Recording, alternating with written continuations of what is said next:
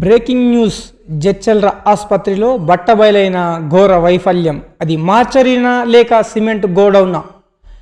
పాలమూరు జిల్లా జడ్చర్ల మున్సిపాలిటీ పరిధిలోని 100 పడకల ప్రభుత్వ ఆసుపత్రిలో నిన్నటి మృతదేహాన్ని కుక్కలు పిక్క తిన్న ఉదాంతం రాష్ట్ర వ్యాప్తంగా సంచలనం సృష్టించింది.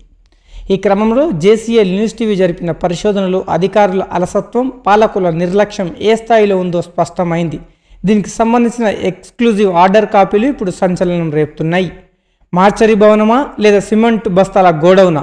నిజానికి కొత్త మార్చరీ భవనం పనులు పూర్తయి సుమారు 6 నెలల క్రితమే కాంట్రాక్టర్ ప్రభుత్వానికి అప్పగించారు.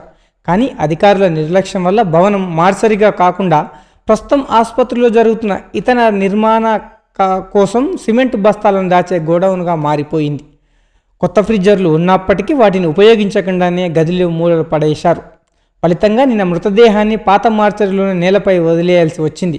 ఇది కుక్కలు లోపలికి చొరబడటానికి కారణమైంది. ప్రాణాంతకంగా మారిన క్రిటికల్ కేర్ యూనిట్ సిసియు నిర్మాణం.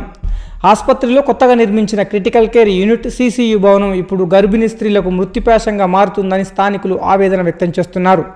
అంబులెన్స్కు అడ్డగింత.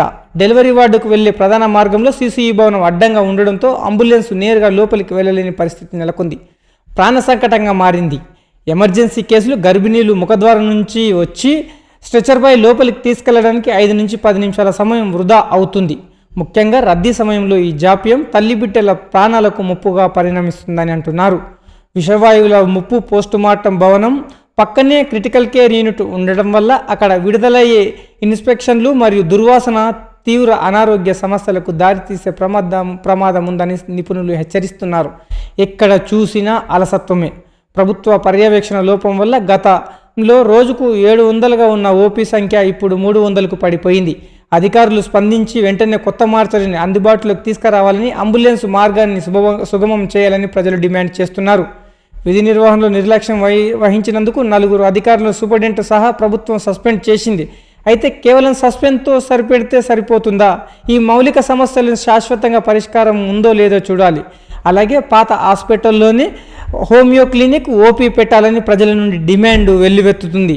అలాగే ఇక్కడ 100 పడకల నుంచి 80 పడకలు, 80 పడకల నుంచి 30 పడకలకు కుదించారు. తిరిగి 100 పడకల ఆసుపత్రి అయ్యే విధంగా రావాలి అని ప్రజలు డిమాండ్ చేస్తున్నారు. అలాగే పూర్తి మొత్తంలో అక్కడ వైద్యులు ఉండేటట్లు చర్యలు తీసుకోవాలని పాలకులను, అధికారులను కోరుకుంటున్నారు ప్రజలు. మరి చూడాలి, ఈ వార్త చూసిన తర్వాతైనా అధికార యంత్రాంగం, పాలకులు స్పందిస్తారేమో.